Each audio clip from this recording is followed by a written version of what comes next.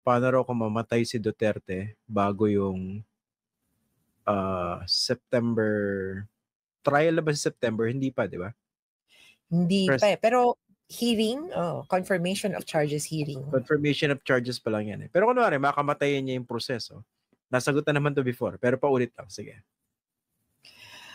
Wala, matatapos ang kaso dahil criminal responsibility is personal. So, technically, pero yung iba, yung sa kanya. Pero kunwari, ipa-arresto si Bato. Tama. The investigation is still ongoing. So, meron pa rin iniimbestigahan yung ICC who is most responsible. So, kung kay Duterte, against him, parang technically natapos na, ito na yung charges sa kanya, pwedeng sabihin na masasara kung may ibang mahuhuli at bubuksan ng kaso, harap sa korte, tuloy pa rin ang pagkakaso or tuloy pa rin yung trial.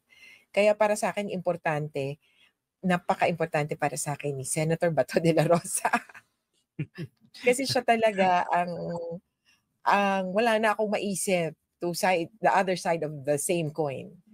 Silang dalawa talaga ang nagpatupad nitong war on drugs at talagang hindi mo masasabing kumbaga it would have been impossible without the other. Okay. Ito, kaya may tanong sa Irene Cruz na related dyan. Kailan ba yung next batch of ICC warrants of arrest? Baka may nadidinig ka. Napagalitan na rin kami dyan. Sabi, huwag yun ang pakialaman yan. At saka hindi naman ako nagko-confirm kasi nga, wala naman daw role yung victims. Walang citizens arrest sa ICC. Kaya, abang-abang. Pero hoping na sana soon para medyo mag-merge yung kaso nila. Diba, uso yan sa Pilipinas yung parang consolidation.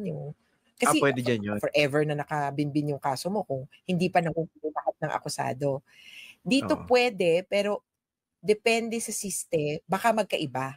Kasi magkaiba sila ng participation.